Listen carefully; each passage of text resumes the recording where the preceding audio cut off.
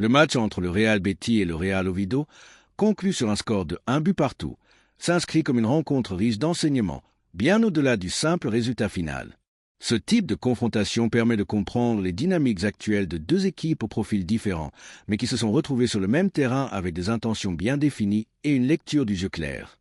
Dès les premières minutes, le Real Betis a affiché sa volonté de prendre le contrôle du match. Fidèle à son identité, l'équipe a cherché à s'installer durablement dans le camp adverse, à multiplier les séquences de possession et à imposer un tempo élevé. Le jeu du Betis s'est articulé autour d'une circulation fluide du ballon, avec des joueurs constamment en mouvement, cherchant à créer des décalages par des passes courtes et rapides. Cette approche a permis aux Sévillans de monopoliser le ballon pendant une grande partie de la rencontre, donnant l'impression d'une domination nette sur le plan territorial. Cependant, cette domination apparente ne s'est pas immédiatement traduite par une avalanche d'occasions franches. Le Real Oviedo, conscient de l'écart technique avec son adversaire, a misé sur une organisation défensive rigoureuse. Les lignes étaient resserrées, les espaces entre le milieu et la défense réduits au minimum, et chaque joueur semblait connaître parfaitement son rôle. Oviedo a accepté de subir, mais sans jamais sombrer dans la panique ou la désorganisation. Ce choix tactique a longtemps frustré le Betis. Malgré une possession largement en sa faveur, l'équipe andalouse a peiné à trouver des solutions dans l'axe. Les tentatives de passe verticale étaient souvent coupées, les centres repoussés, et les attaquants se retrouvaient isolés face à une défense compacte et disciplinée. Cette situation a mis en lumière une réalité souvent observée dans le football moderne. Avoir le ballon ne garantit pas nécessairement la maîtrise totale du match. Progressivement, le Betis a tenté d'accélérer le jeu. Les latéraux sont montés plus haut, les milieux ont pris davantage de risques dans la projection vers l'avant, et la pression s'est intensifiée autour de la surface adverse. C'est dans ce contexte que le premier but est arrivé.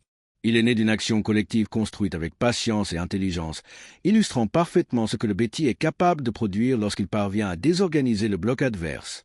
Ce but a semblé, à ce moment-là, logique au vu de la physionomie de la rencontre.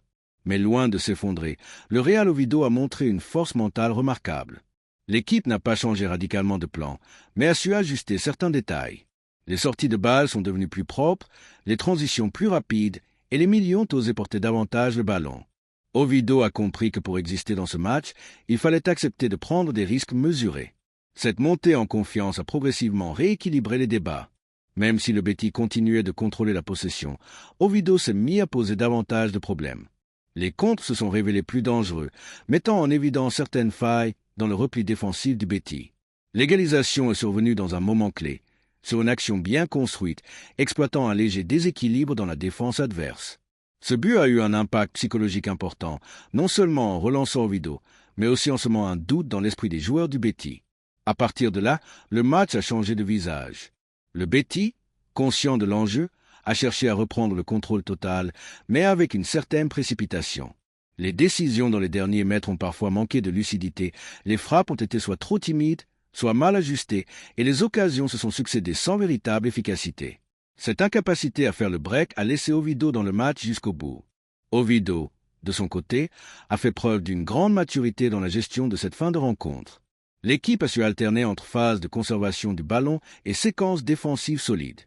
Les joueurs ont intelligemment cassé le rythme lorsque nécessaire, multiplié les fautes tactiques loin de leur surface et empêché le Betis d'installer une pression continue. Cette gestion du temps et des émotions est souvent le signe d'une équipe bien encadrée et mentalement prête à affronter ce type de confrontation. Sur le plan individuel, plusieurs joueurs se sont distingués, tant par leur engagement que par leur lecture du jeu.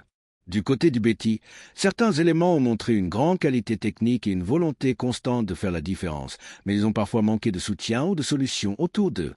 À l'inverse, chez Oviedo, la force collective a souvent primé sur les individualités, chaque joueur se mettant au service du groupe avec une discipline remarquable. Ce match met également en lumière l'importance des détails. Un mauvais placement, une hésitation, un duel perdu peuvent suffire à faire basculer une rencontre. Le Betis en a fait l'expérience sur l'égalisation concédée, tandis qu'Oviedo a su exploiter cette opportunité avec efficacité. Cela rappelle à quel point le football est un sport d'équilibre où la moindre erreur peut être sanctionnée. Au-delà du score, cette rencontre offre une réflexion plus large sur la gestion des matchs par les équipes dominantes. Le Betis a montré qu'il pouvait imposer son jeu, mais aussi qu'il devait encore progresser dans la gestion des temps forts et des temps faibles. Savoir accélérer, mais aussi savoir temporiser, se montrer patient sans perdre en tranchant, sont des aspects essentiels pour franchir un palier supplémentaire. Pour Oviedo, ce match peut être considéré comme une référence. Obtenir un résultat positif face à une équipe de ce calibre renforce la confiance et valide le travail effectué. Cela montre que, même face à des adversaires techniquement supérieurs, une organisation solide, une discipline collective et une mentalité conquérante peut permettre de rivaliser et de faire jeu égal. En définitive, ce score de parité reflète assez fidèlement la physionomie globale de la rencontre. Le Real Betis a dominé dans le jeu, le Real Oviedo a résisté avec intelligence et efficacité.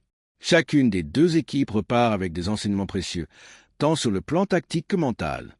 Ce match rappelle que le football n'est pas seulement une question de talent, mais aussi de rigueur, de patience et de capacité à s'adapter aux circonstances.